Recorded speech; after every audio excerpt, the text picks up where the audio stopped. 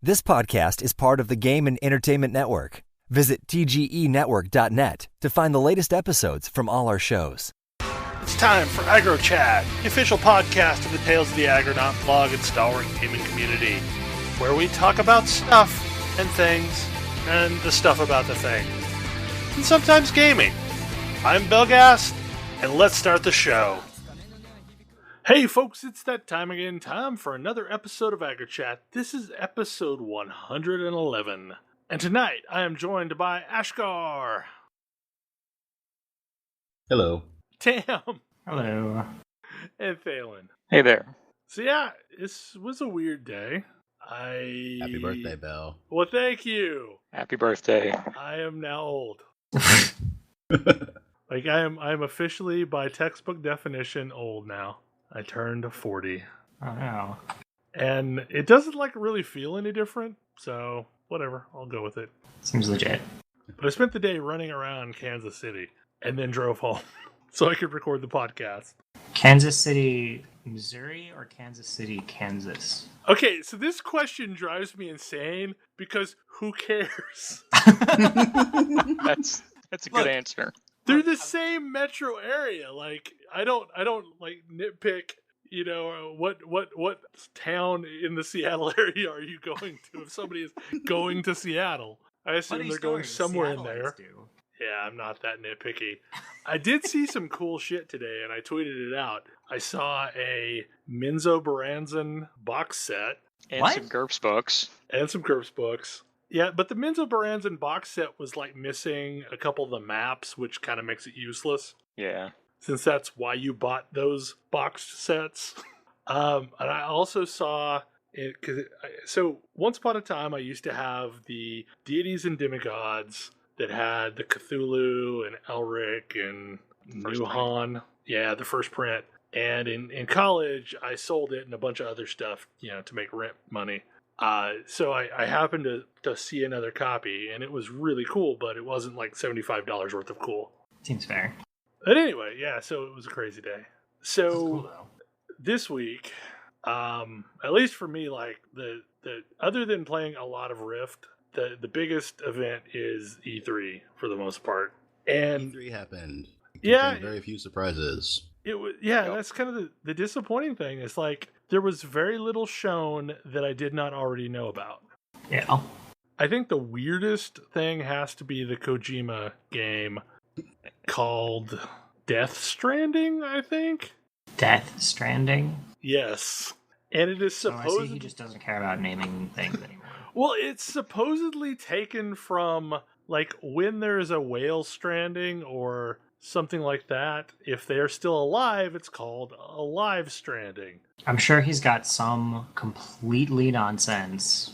Yeah, and apparently if they're dead when they're found, it's a Death Stranding. I'm sure. Okay. Yes, I'm sure it will be fraught with meaning.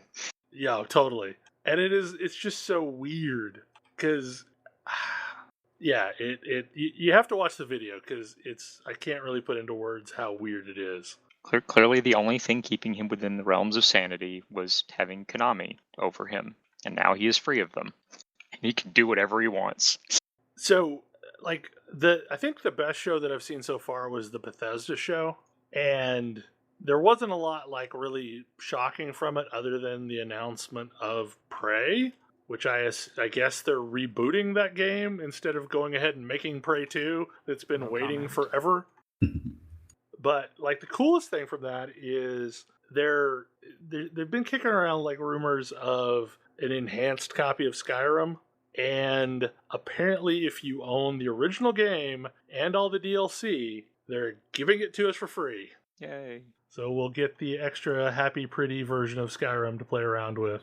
Because really, why wouldn't you own all the DLC? Of course. A long time I didn't know the house building one. Oh man, the house building one is so amazing. It's pretty great. I have wasted so much time building 3 different houses in that one.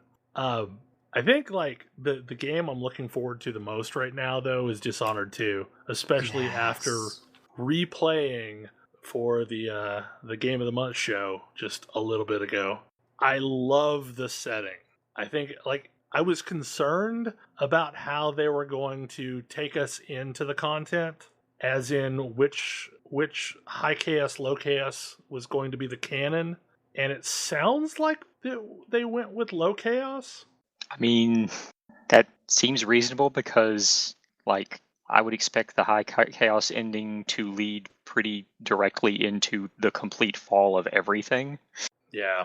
Well, and it seems like, I don't know, it seems like they've come up with an interesting way of setting it up. That we're going to ultimately return to Dunwall, and then events will happen that leads us to the south. And, okay, so am I remembering this correctly? But the area that they're talking about is the area that the, God, I can't think of his name, the physician, the Russian-sounding physician guy that's also the artist from the original game. I can't think of his name right now. But I want to say, when he talks about that he's been doing a research on the Outsider, that the area he has been collecting information from is the area that we're basically going to be playing in Dishonored 2. You mean Sokolov? Yeah, Sokolov. Okay. Because he talks about trying to learn everything about the whalebone runes, and I'm pretty sure when they said the area that we were going to be in, it was the same name of the area that he was talking about. So I'm hoping that we're going to get a bunch more Outsider lore. The thing that got me, the thing that I'm really excited about, is Emily. Emily is a playable character, which is awesome. But more importantly, Emily can refuse the Outsider's gifts. And even the gifts of the Outsider, though, are vastly different from Corvo. Oh, yeah, absolutely. But I think it's really funny that she can be like, no, F you. Yeah, and they said that was basically the hard mode version of the game. Challenge accepted. Yeah, that's reasonable. Didn't you play the first one on its hardest difficulty setting as soon as you got it? Yes. And went for a clean hands playthrough. So, well, I mean, the original has an achievement for, like, not getting anything else other than blank. Yeah, I'm super into it. I don't know how you... There's a certain portion where I'm not sure how you do that without the rat ability. You can get real clever. There's all sorts of clever things you can do. Like, I couldn't figure out how to get out of that cage that they drop you in without possessing a rat and using that to get out. So, like, I'm not really sure how you solve that puzzle without getting any other ability. You in with, like, when Dowd picks you up? Yeah! There's a rock in there. You can throw it and break the boards. Oh, really? Yeah. Oh, yeah. So I just possessed the rat and ran out. It's the brute forciest way to break out of prison. I totally missed the rock. Yeah, I possessed the rat and got out on both plays. It's funny.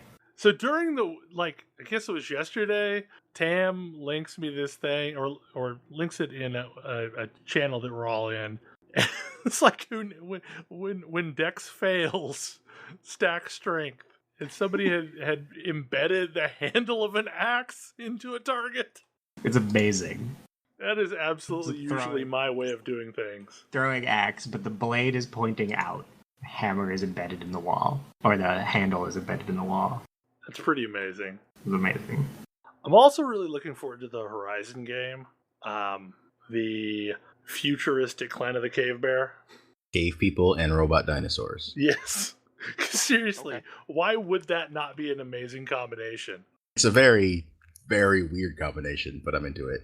I'm excited about it just because I know a number of people working on it, but it looks really fun. Or it's like I don't even like dinosaurs, but they kind of sold me. I can't really think of anything from the EA show that I was that interested in. I mean, when Mass Effect comes out, I'm going to buy it, but... Well, yeah. I feel like I don't know anything now that I didn't know going into the show. I'd really like them to provide some indication that they're actually making a game, and because not a demo reel. Because man, have I seen a lot of Mass Effect Andromeda non-updates? Yes, E3 did in fact have more of those. Yep. Well, honestly, I first thought I was watching the opening to Destiny when they started showing, current space program stuff. But yeah, I feel like I don't really know anything about Andromeda now that I didn't going into it. Yeah. And that's honestly like my problem with a lot of the shows that happened was they didn't really give me a lot more information that I didn't already know. I guess I kind of know what the new consoles are going to look like, maybe, or at least feature set wise. Not really, because we still don't know exactly Sony what was the Neo incredibly vague on theirs, and Microsoft couldn't stay on message. Yeah, I do. Like, I gotta give Microsoft credit that this was one of their better showings.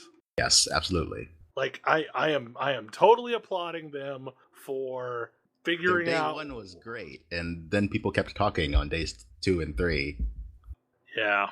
The Sony show felt like super minimalistic compared to what they normally have, which was weird. Like, did someone tell them that their previous shows were too long? They made some odd choices. Like, Gravity Rush 2 is coming out, and it wasn't in their show. Yeah, but they released trailers on YouTube for Gravity Rush 2. Yes. During the show. So, yeah, I don't know. Like, that's the thing that I thought was weird, is they've put a bunch of stuff on their YouTube channel that they didn't actually show. It's weird. I am still super pumped about the arrival of Final Fantasy XII, the Zodiac version. Yeah. I mean, I realize I can technically play that right now with a weird ROM hack version, but I've always kind of wanted to play that version, so... I don't think that version changes enough to make me really want to play that game, but... I like the game. I think I'm probably one of the few people that likes it. It kind of felt like Final Fantasy the MMO that wasn't an MMO, or Final Fantasy the single-player MMO. I may give that a try, but only if it comes out not near anything else. Ubisoft? FF15 I'm probably going to try immediately. Man, okay, so honestly, like, I feel like that movie that's coming out is really the game I wanted to play. Which one? Kingsglaive. The Kingsglaive. That seems like a far more interesting game to me than the game that's actually coming out. Final Fantasy Road Trip. I really want to play Final Fantasy Road Trip. It looks really fun, and like the demo really sold me. See, I didn't like the demo that much, and I think it's because Which demo are you referring to? The original. Okay. I've not played any of the Yeah, don't bother. future ones. Oh, it's silly. Okay. It's mostly them showing off because their cool physics. Mostly the problem I had was that I didn't follow suggestions, and I tried to fight my way out at night, and it was not good. Oh. Yeah, so it's partially my own damn fault. It's not to say I won't pick it up when it comes out. I'm just not looking forward to that as much as I really am looking forward to the story of the movie they're releasing. And yeah, timing for Square games in the fall is really kind of unfortunate. They have a number of long RPGs coming out at around the same time. Yeah. FF15 comes out. World of Final Fantasy comes out like a month later. See, World of Final Fantasy between looks those two fun. is Dragon Quest VII. World of Final Fantasy? Yes. Yeah.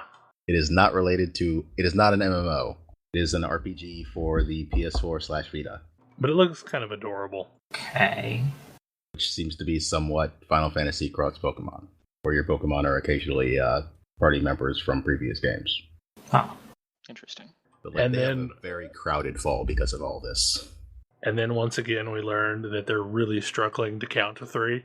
Ash, What are please we talking about explain. now? Ash, please explain what the hell Kingdom Hearts 2.8 is. Well, they're not at 3 yet, so they didn't want to call it 3. They already used 2.5. Well, okay, do they have a lot of ex-Capcom people working for them? Apparently. So Kingdom Hearts 2.8 is, I can't even H- take that seriously. an HD Yeah. version of the 3DS game. So that you can, follow the story. So you And can I say actually that- catch up with the story without Nobody having can the follow the 3DS. story. I say that in the loosest possible terms. So I was okay keeping up with the story for the most part until said game, which just kind of throws it all out the window, which is it's silly. But anyway, so you aren't completely lost when Kingdom Hearts 3 comes out. They have an HD version of that one. And also one that even I'm having a hard time taking seriously. They're essentially doing the Ground Zeroes thing, where they're using the engine of their new game to make a little short game that comes ahead of it. So they're making Kingdom Hearts 0.2, What? which comes between Birth by Sleep and Kingdom Hearts 1 in the game's Because new of engine. course. This is some Kojima style nonsense. I am constantly amazed that you can actually keep this shit straight, Ash. I keep a lot of different things straight. I know, and I applaud your effort because this sounds like complete madness. So a good sign of games you can ignore is this game didn't actually get included in the recent collections. Yeah. I ended up picking up the 2 collections for the PS3, and at some point I want to play through them because I never actually made it through Kingdom Hearts 1. Kingdom Hearts 1 I like a lot. Kingdom Hearts 2 I like even better. Birth by Sleep is different than those two, but also a cool game in its own right. The one with 3 protagonists and is included in the 2.5 collection. Yeah. Okay. Yeah, I've got the 1.5 and the 2.5. Oh, I remember the thing that I'm really excited about from EA. What? I'm actually really excited about Call of Duty Infinite Warfare. Really? Like, internet hate aside. Space battles! Yes. Like, one of my favorite shooters ever was Battlefield 2142. Okay. And this is, like, they're returning to it. It's like crazy future... It's like future space combat. I watched a little bit of the trailer, and it actually seemed kind of cool that you could, like, basically blow out gravity on the ship and then use that to your advantage. Yeah. It looks really cool. I like flying around in space. Like, for me to get into a shooter, it needs to have, like, superpowers or magic or, like, super cool sci-fi stuff or whatever, and this has at least some of that. On the other hand, there are people who can't stand any of that, and that's what they play Call of Duty games for. Yeah. Yeah, well... You can skip this one. They can play Battlefield 1. They can play the remastered Modern Warfare collection. I mean, I could care... I could not possibly care less about World War I era Battlefield, but apparently that's what's happening. So, like, I actually really liked that era of shooters. So I can kind of see that being cool again, because using World War I, World War II weapons required a lot more patience and dedication than spray and pray. And you think that will be reflected in this game in any way? I don't know. It has been in the past. Maybe? It's still going to be a Battlefield game, so maybe, maybe not. I couldn't stand hardlines, so I don't have a lot of hope. I mean, I couldn't stand Call of Duty games until Modern Warfare. My problem with Call of Duty games is, like, in theory, I could probably play the single-player game, but, like, military squad fantasy is not anything I've ever had. Like, I don't care. Yeah. I mean, I really wasn't a huge fan of the 80s Rambo-era film, other than the fact that, like, they had cool guns.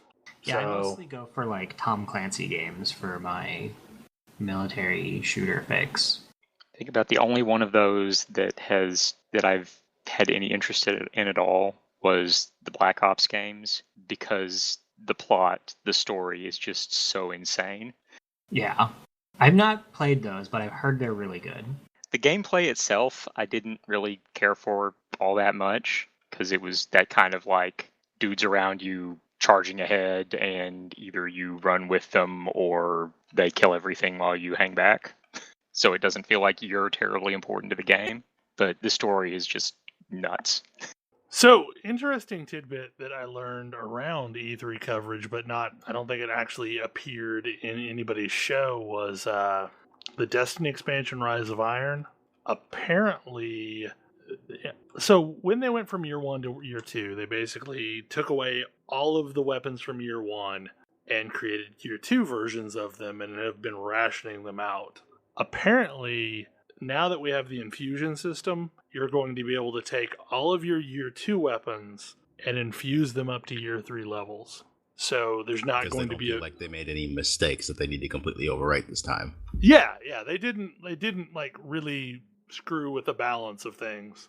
But I mean, like, I think it's cool because, like, I have a lot of weapons that I really, really like, and I was going to be bummed losing them and hoping they brought them back into year 3. So apparently that's not going to be a thing. We'll just infuse them up and life's good. I feel like there was that one sniper in the Gjallarhorn that they just decided that they needed to start over for year 2. Well, Icebreaker will probably never come back because that's the sniper rifle with regenerating ammo. Right. Now, oddly enough, they brought back explosions or something. Yeah, I think so. They brought back Invective, which is the regenerating shotgun, and nobody seems to have a problem with that one. But yeah, the icebreaker, the problem was you could find a hidey hole and then never have to leave because you would constantly get regenerating sniper rifle ammo.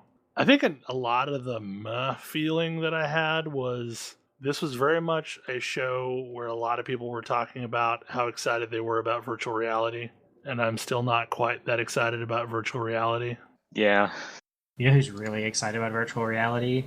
LeVar Burton.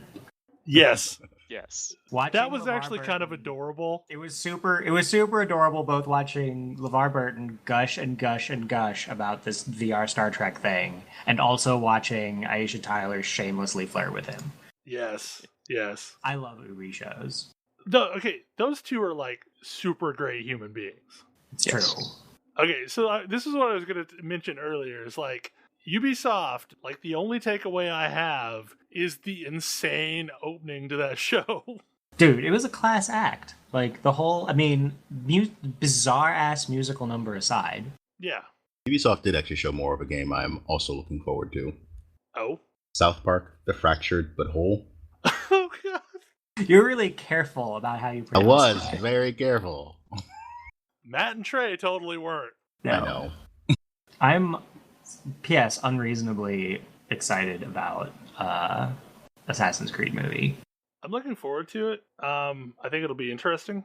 I've also heard that most of the movie takes place in quote-unquote modern day, whatever current era is. I'm actually okay with this. I'm just glad we're out of the era where video game movies are guaranteed to be garbage. This is true. It has a decent chance of being mediocre. I have no idea what the For Honor game that Ubisoft was showing off was about. I don't know. Like, it's a weird, super hardcore, weapon-based fighting game. Yeah. Like... medieval post-apoc. Well, everything about that looks tedious as hell. Like... I mean, it looks really fun if you like Dynasty Warriors. Well, yeah, but really like... high-res Dynasty Warriors. One single fight That's not true. took Like forever. games, I'm not interested in this. Fair. So what I'm interested in about Dynasty Warriors games was not represented well by their showing. Oh? Dynasty Warriors, in addition to flashy beat up everything, has a strategic layer of where to apply force. Ah. Yeah, that's true. And maybe this has some of that, but... Didn't look like it. It really looked like super tedious, hardcore weapon-based combat. Block parry, block parry, block parry. I tell you, game I am super looking forward to, the new Legend of Zelda game. That did show pretty well. It looks amazing. And Link can jump. Look, just saying, that's all that they needed to do. It's like, no, Link can jump now. You could sort of jump in the other games. I can't believe I'm saying this. I might be Zelda'd out. Really? I could not get through the most recent one. I've not played any since Wind Waker. Like, so I don't think... Have you played Link Between Worlds? No, I haven't played Link Between Worlds yet. I thought Link Between Worlds was great. I just haven't bought it yet. Like, it looks amazing. A Link Between Worlds reminded me what I like about Zelda games, but, like, I could not stand Skyward Sword. I know that That's Kodra loves a relatively that game. common... Opinions on the game are very, very mixed. I know Kodra loves it. Kodra loves all of the hipster Zelda games. Yes, he does. But, like... He's all about that Majora's Mask. So having actually acquired Majora's Mask, I kind of like it too. I haven't beaten it yet, though. Weird game that I really love in the Zelda series is Minish Cap. The one Capcom made? Yeah, the one Capcom made. You're not wrong. That's a weird game. It's a weird game, but it's fun. Like, it's cool. It kind of feels like 2D Majora's Mask, though. So I say the one Capcom made, but they also made two before that. They made the Oracle games too. Those I have not played. But I just thought the GBA titles were pretty good. I don't know, like, I kind of want to be excited about the prospect of Fallout 4 in VR, but then I remember I don't have anywhere near the system to be able to run Fallout 4 in VR. The other... Maybe something will come along at here in the near future that will make me decide that VR is super awesome and the way to go, but well, so the thing that I haven't seen it yet. The thing that I want to hear more about is AMD is releasing what they call a VR-ready graphics card for $199. And is this like Windows 7 ready laptops? No, I mean, it's like, it really is apparently as good as like an R9 390X-ish card, but they've brought the price down to... nothing about. Well, it's basically like their big current gen card.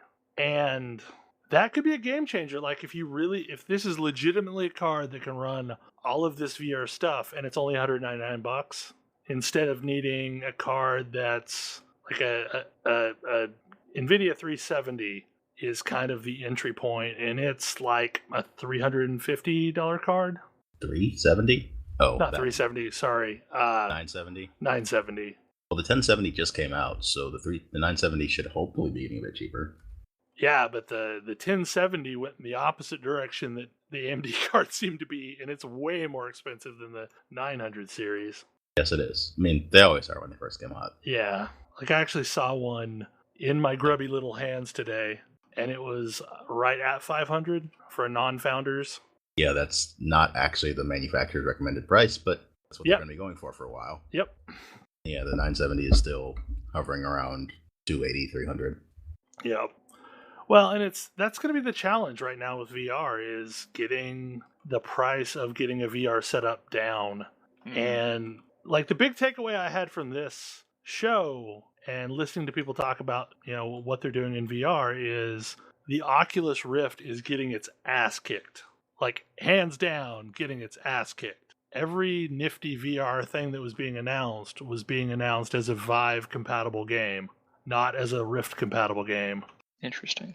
And I know like Oculus is scrambling to create a cheaper headset, but I think the big problem right now is you're expected to play it with an Xbox controller, whereas the Vive has 3D controllers. And I think that's going to be a big thing until Oculus releases their version of a 3D controller.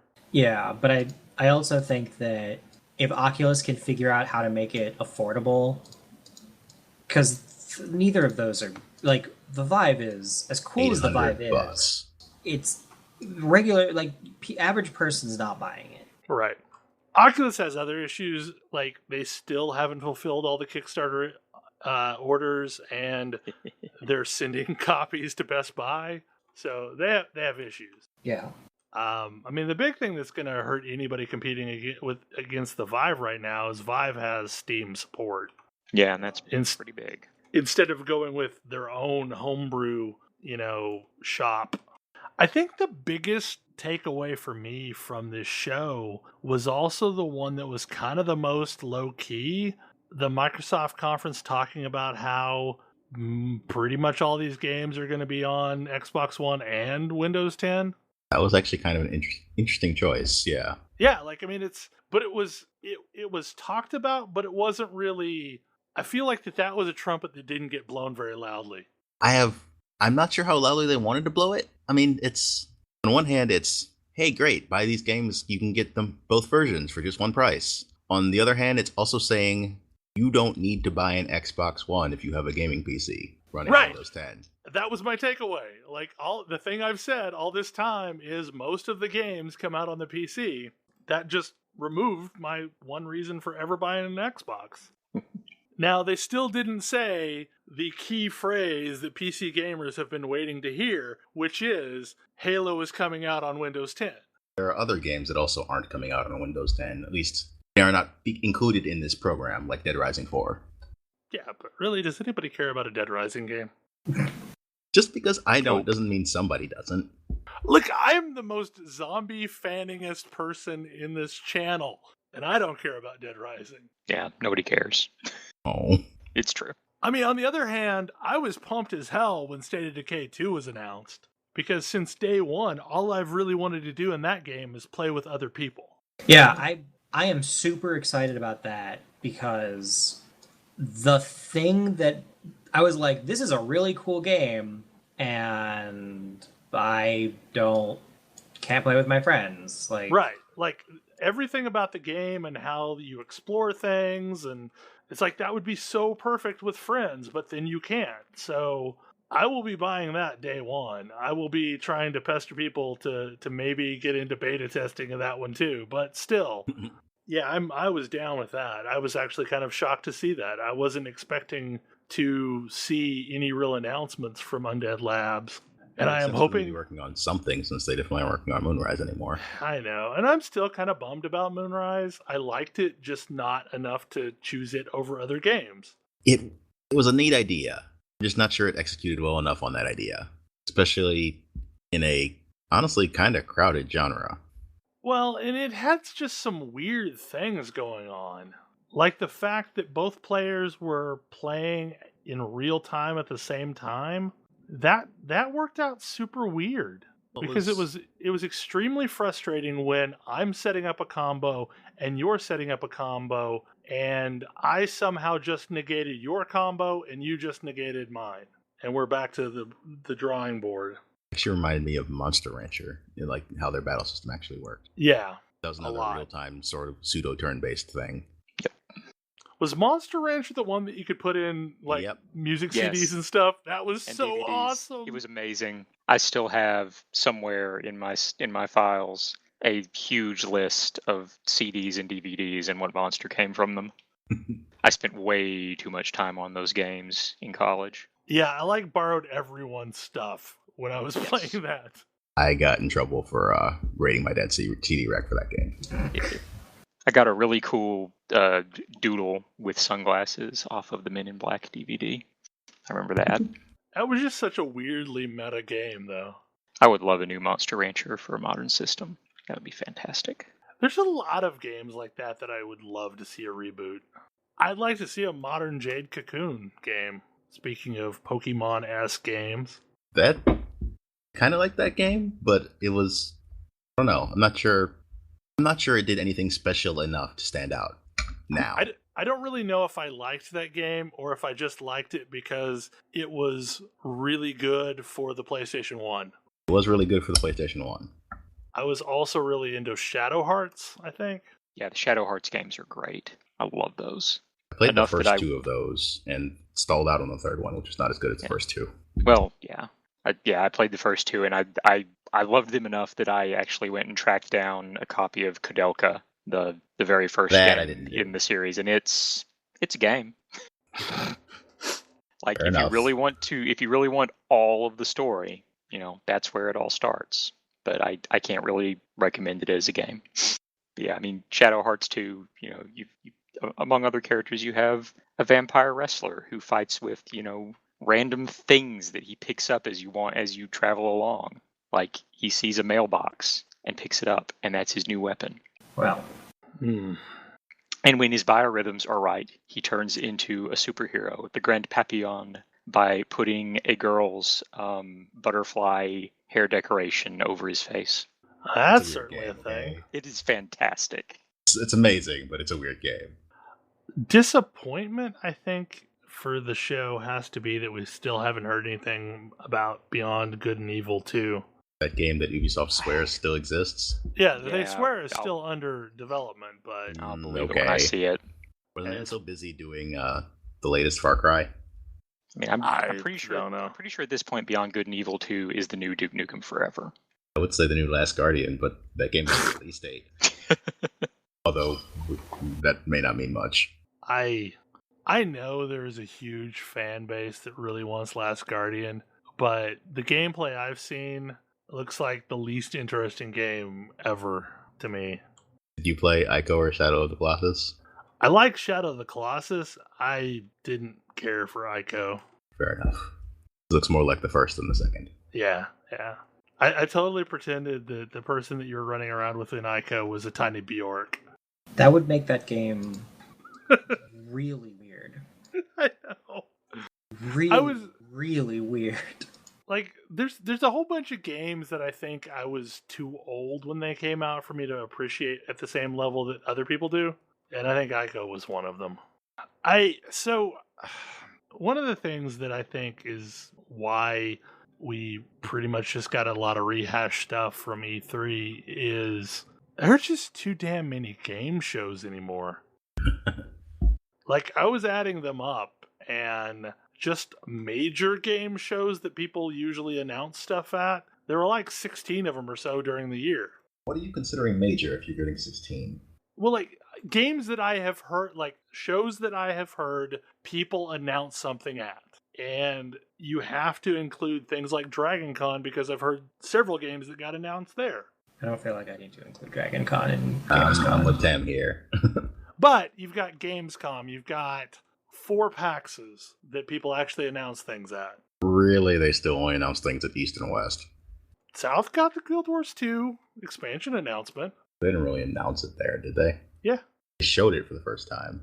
I guess Right, but it hadn't been named before that. That's fair. And I want to say something's been announced at Australia. But still, like, okay, so in a few months, we're going to have Gamescom and Paris Games Day, and it just feels like there are so many shows that are vying for people to announce something at. I feel like the major shows are really E3, TGS, and Gamescom. Not Prime? Not really. Not recently. Oh. People have announced big things at Prime. This year just felt so weird because, like, all of the things that were really interesting and surprising leaked out ahead of the show. Some of them were news of delays, which I feel like they intentionally released before the show. To set expectations. Perhaps. Also in recent news, No Man's Sky settled their lawsuit over the word sky. Yeah, trademark dispute over the word sky. What? Where is Sky Broadcasting? They're making a game called No Man's Sky. Sky Broadcasting was like, wait a minute. Where's Sky? You can't use the word sky. This is, by the way, why SkyDrive is no longer called SkyDrive and now called OneDrive. God. Something Scrolls lawsuit? More like Edge. Somebody joked that they should rename the game to Sky Edge Scrolls Saga. Okay, we've probably talked enough E3. That actually went way longer than I expected it to. Which is usually the case. Okay, so last week I was talking to Tam, and I mentioned that I didn't really like Blade and Soul.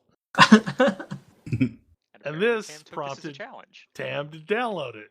Well, it was free to play, and it had a neat aesthetic. So I figured I'd give it a shot. And the first thing I saw was this huge bearded dude. And I was like, how did Bell not like this game? So I don't know why. And I don't know why Bell doesn't like this game. I'm legitimately surprised that you're not like evangelizing this game on Twitter. I don't really like the whole Crouching Tiger, Hidden Dragon thing. Like, I've never been that big of a fan of wirework kung fu games or movies. I guess that's fair. I mean, mostly it's just that jump thing you can do. This game is like Crouching Tiger, Hidden Dragon, the game. One of the very first mechanics they teach you is you can sprint at like crazy speeds, like mount speeds. You could sprint at very high speed from place to place. It drains this stamina bar you have.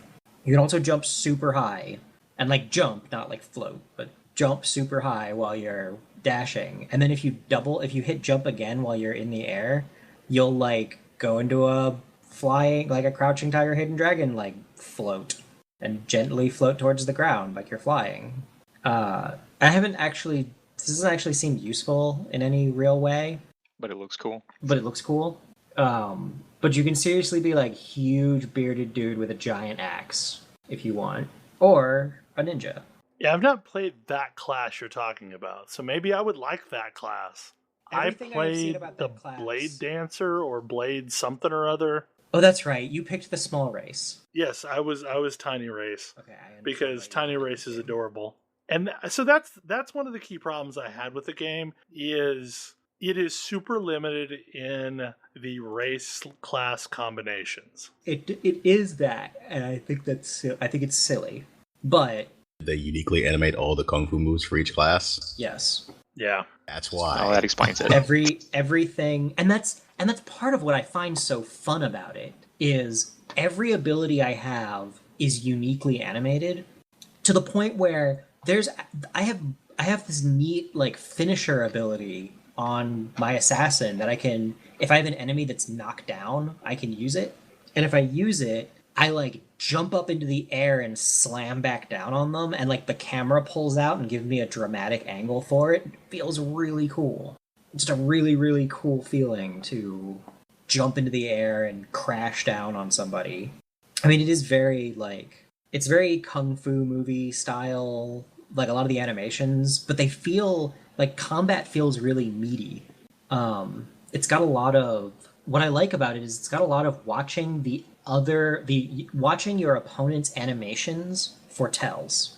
So it doesn't have like, oh, this person's about to use an ability, and you see a bar pop up that tells you, like, you see them winding up a punch, and when they get about you sort of figure out how long it's going to take them to wind up that punch, and at the right time you throw up your defensive ability, whether that's like a dodge or a parry or whatever, and you can counter their attacks. And so there's this like very counter-attack kind of flow going on. I find the combat actually really fun. I'm always excited to get new abilities, and the game gives you new abilities at a fairly rapid pace, but huge numbers of your abilities are really, really hyper specialized. Like, this can only be used on a knocked down enemy that you are standing behind. But what it does is almost all of its buttons are contextual. So you've only really got like right and left click and 1 through 4 and like tab and space are your default buttons. And whenever one of your like conditional stuff pops up, you get a little like, hey, this ability is available, use it. Or don't, depending on how you feel. But it also means that they've got these like fighting game combo style movesets. So you sort of like string together abilities like a combo in a fighting game. So honestly, the weird thing is like, I didn't hate the game. It's just, I played it one weekend and then never really had the desire to ever log back in and play it again. I think, because it took me a couple of character false starts. Like, I started with a Blade Master and thought I was going to like the Blade Master, but the Blade Master's ability set didn't really like thrill me as much as I tried Assassin, and when I tried the Assassin, I was like, oh wow, this is really cool. I think Blade Master might be what I tried. The Tiny Race? The Tiny Race has Blade Dancer. Yeah, Blade Dancer. Okay, that's what I played. But there's also like there's the Blade Master, which is different from the Blade Dancer, and there's also the Destroyer and the Kung Fu Master. And Destroyer is big dude with axe. There were some finger wigglers. Yeah, and then there's some casters. I haven't actually tried any of the casters. I didn't really... But I feel like if you got the right race, you would really enjoy either the Destroyer or the... Just watching other people running around as them, either the Destroyer or the... whatever it's called. Kung Fu Master. Also, the whole Hong Moon storyline is kind of madness. A little bit. What? Some dudes blow up your school? It's like you're like... you're the student in some secluded... martial training academy of great repute, and some weird anime lady shows up and blows things up. Yeah, some dudes blow you up, and now you're sent to the world below to find yourself and get revenge or something. I mean, it's pretty standard. It's at least less nonsense than other games I played. Yeah, I played MMOs with way less decipherable stories. This one was pretty straightforward. It's like, oh, I hate that guy. I'll punch that guy. Sweet. I'll solve other people's problems along the way. It's got a really bizarre sense of humor sometimes. It likes puns a lot. Well, it's another game that has, I mean, like, I've seen a little bit of the original pre-localized game, and I feel like the localization team did a good job of making people care about what's going on. Yeah. I definitely agree. It reminds me a lot of FF14 I feel like they gave their localization team free reign to do whatever, and the results are really interesting. It's like, I feel like Arcade, for example, would be a lot more enjoyable if it were less translated and more restyled. Yeah. Because I felt like this was more restyled. Because like the big problem I had with a lot of the quests in Arcade is they weren't, I mean, they were just like pretty straightforward. They were kind of bland. Yeah. There was no real flavor to them. Whereas this game had the whole Final Fantasy XIV thing going on where, yeah, this works for our culture. Yeah. I mean, they have some quest name puns that speak to a translation group that knows who they're translating for.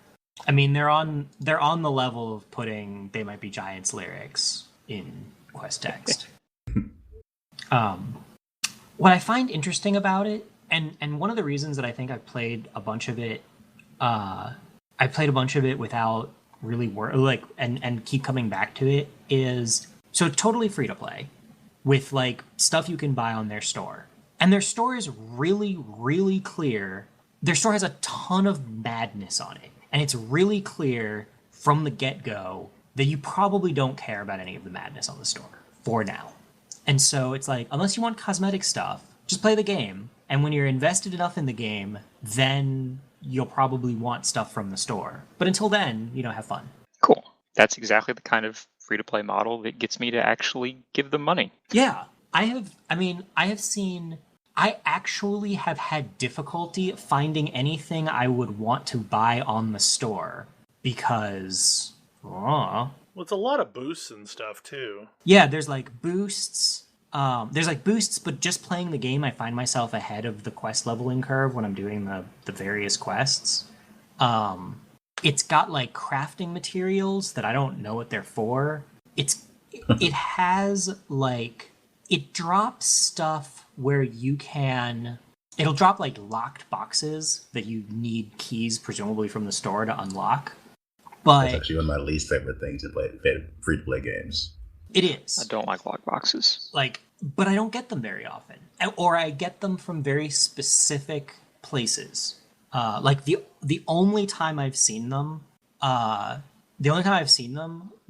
was I found this place that had some random dude, some like random named guy. And every time you kill the named guy, you get these little tokens that you can feed into a roulette thing and get a random item.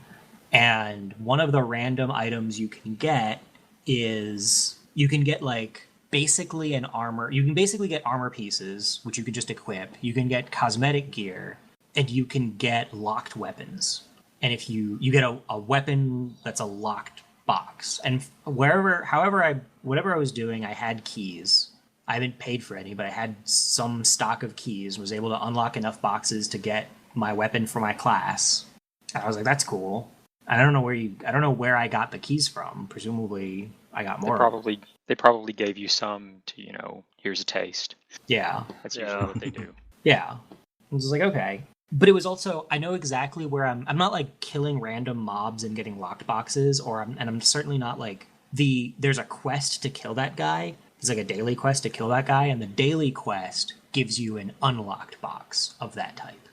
That's cool. So, I mean, presumably at some point I will hit, hey, I am functionally not moving forward unless I pay them money.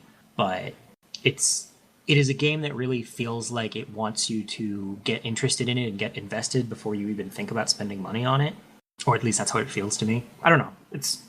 It was certainly worth, the download and mucking about with it. You can even make surprisingly reasonable looking characters. You can also make really ridiculous looking characters. But I was a squirrel. Yeah, you can also be a squirrel. Are we talking like Ion level? Yeah. Okay. Maybe a little worse than Ion on the extreme end. But like I could make some very reasonable looking characters of all types if I, as long as I was reasonable about my slider use. but it was neat. I mean, there's all sorts of interesting movement stuff. I think it's cool that if an enemy is winding up a hit and I like walk around behind them, then they don't hit me. Like they spin around after they swing, but like I can just walk away from enemies that are trying to punch me. And this sort of balances out because your health doesn't regenerate very quickly. So a lot of combat is like, don't get hit. Try to avoid being hit. That only works if you have tools. Well, you have mechanics that will let you avoid being hit. And you've got tons of them. it's like probably the second ability that I've gotten on several of my classes are things that allow me to avoid being hit. But you can also avoid being hit by just moving. Like enemies wind up attacks and don't like auto magically track you. One of the things that you can do is you can like double tap to like dodge in a direction, double tap movement, and I have an ability that if I double tap and like backhand spring backwards, because that's, I guess what you do if you want to move backwards a little bit, can only be used immediately after that, and it closes the gap real fast. It's like I back handspring and then dash back into combat a moment after my opponent swings. So it's neat. I was glad Bell mentioned it. Okay, Ash, I know something you have been wanting to discuss, but circumstances have not allowed you, is Gundam Breaker 3. This is another mini giant robots game. Giant robots? Gundam Breaker 3 is about building and battling model Gundams. Oh. It's, like most Gundam games, didn't actually come out here, but is available in English as an import. But I was pointed at this game because I really liked LBX, which was an action RPG that came out this past summer for the 3DS. And this is a different take on that same sort of thing. This involves basically, the plot is set up like a tournament type structure. So you're battling through like preliminary rounds and going through battles that have various objectives and so on and so forth.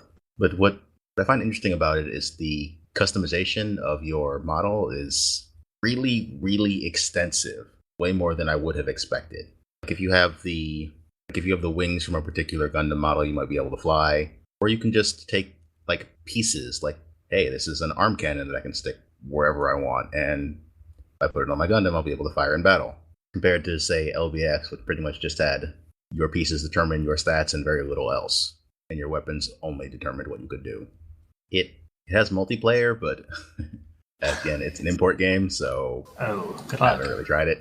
But it's interesting, and apparently they tend to support these with DLC down the line. This one just came out recently, so I look forward to what else they're going to put in it soon.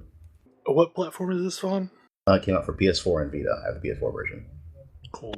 So did you end up picking it up through the Amazon buy things off the Japanese Amazon ability? No, I actually haven't tried that. I picked it up off of PlayAsia.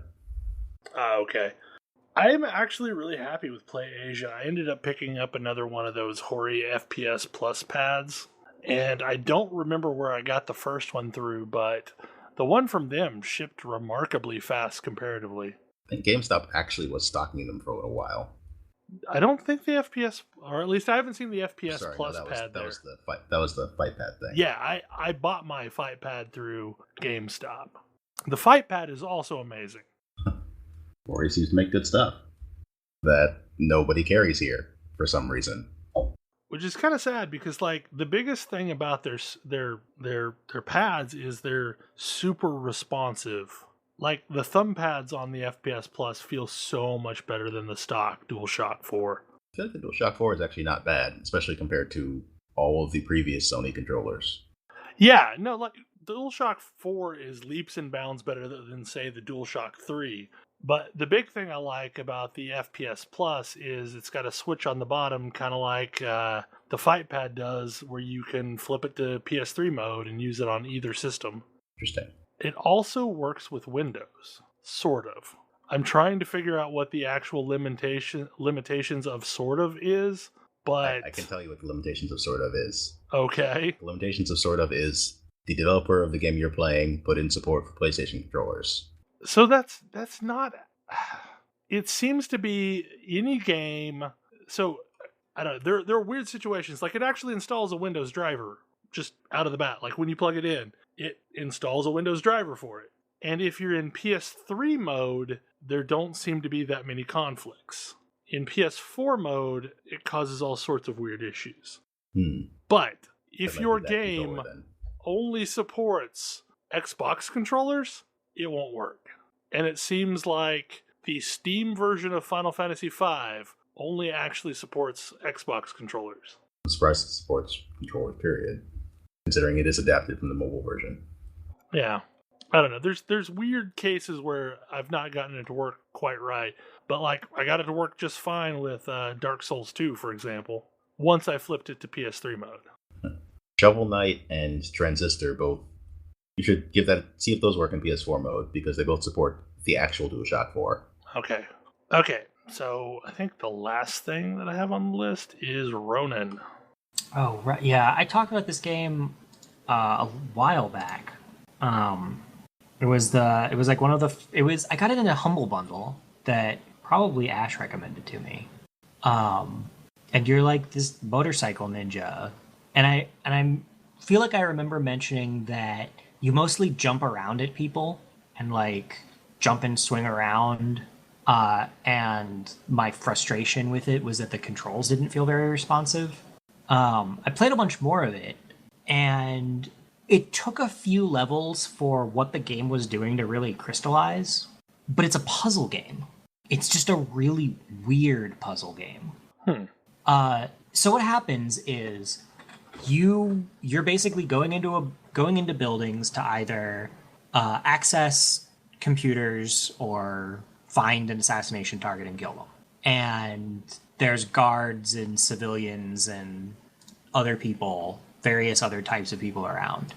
And whenever you alert guards, they'll start to try to shoot at you. And it goes into this turn-based combat mode.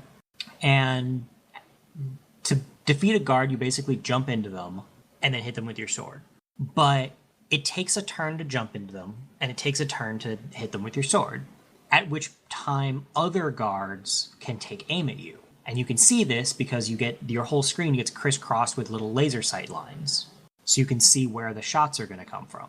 And when it's just like one or two guards, you don't really get a sense for this game doing anything interesting. It just feels like a clunky platformer with turn-based combat.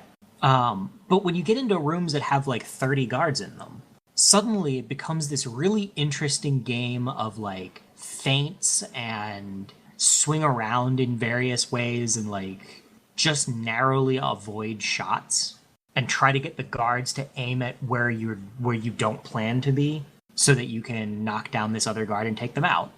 And it's this really interesting. It ends up being this like elaborate puzzle game where you've got different types of guards and different types of areas, all of which are kind of working together to give you this unique area to jump around in.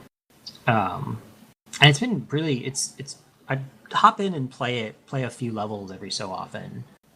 It's got, when it starts to get into different enemy types, it gets really interesting because you've got like regular guards that shoot once with their pistol and then wait a turn and then shoot again. You've got elite guards that can shoot every turn with their pistol, but it's one shot. You've got guards with machine guns that will aim in a direction and will shoot a stream of bullets in that direction for 2 turns.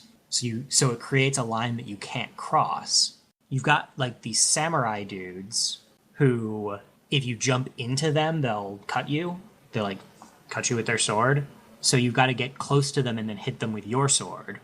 And then there's like guys who immediately go to call for backup. And if they call for backup, then the alarms go off. You want the alarms to go off.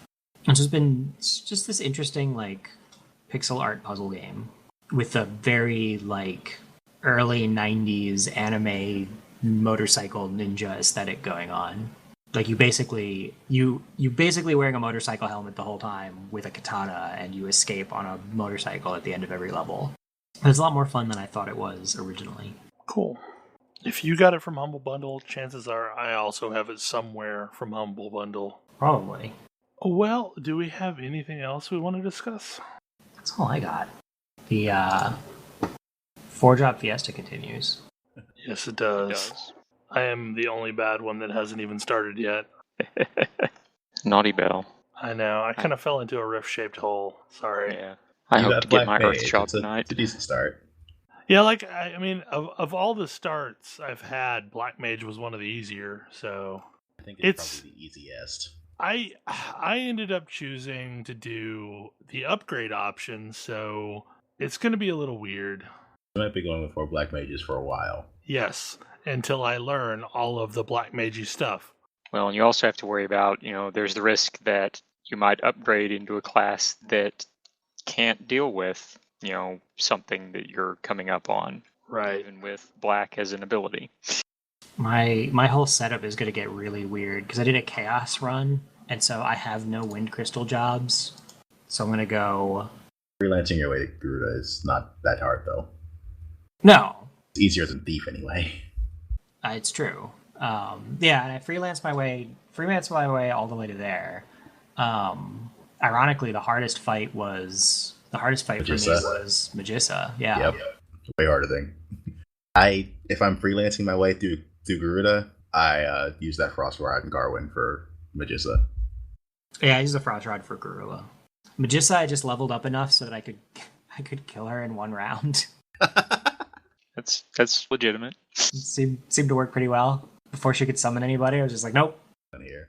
So now I'm all red mages, and I'm in Karnak. There are worse things. Could be worse. I'm trying to decide how much AP I want to farm. Probably not all of the AP. Not enough for dual cast, definitely. No. I mean, as nice as it would be to have dual cast on all of my characters. Save that for when you get to Belghast.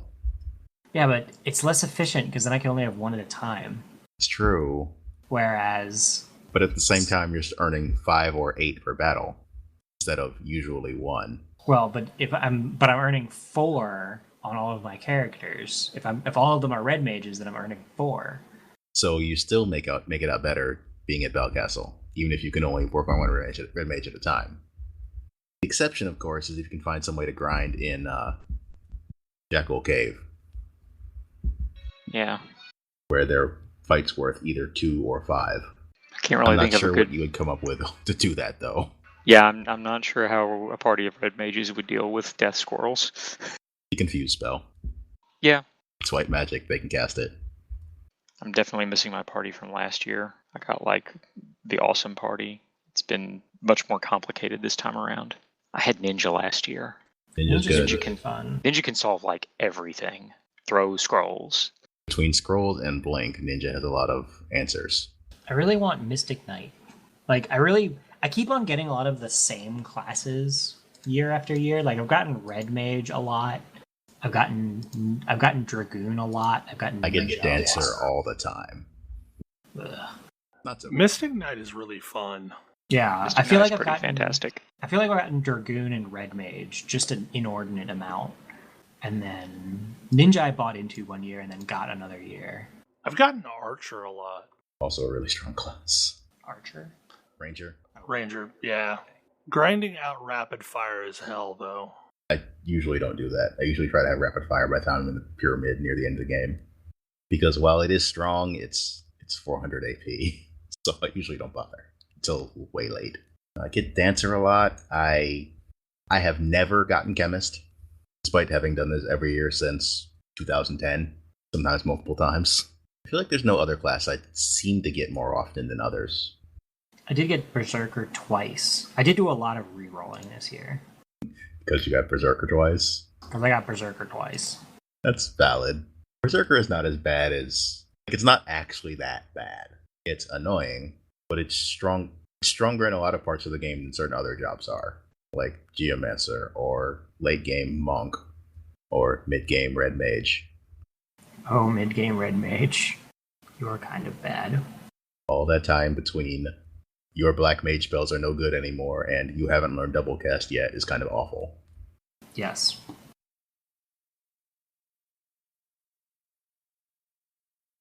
Did we disconnect? No. I woke up at 5 a.m. this morning without really intending to, so I'm kind of zoning out here. If there's nothing else we want to talk about, we should probably wrap things up before I fall asleep on the mic. Yeah. That would be weird. That would be the longest stinger at the end. Anyway, I'm totally leaving that in, by the way. So, of course, you need to edit in a gap or something. Otherwise, it would be totally nonsense. Yeah. Anyway, hopefully you enjoyed the show. Hopefully you enjoyed our lengthy, random ramble through E3 and other related topics as well. That was totally unintentional, but it happened. Anyway, join us next week when we will have the Game of the Month show devoted to Power Rangers. Chroma Squad. Go. Same thing. Same thing. Yep. Anyway, we will see you next week. Good night. Good night. You. Good night.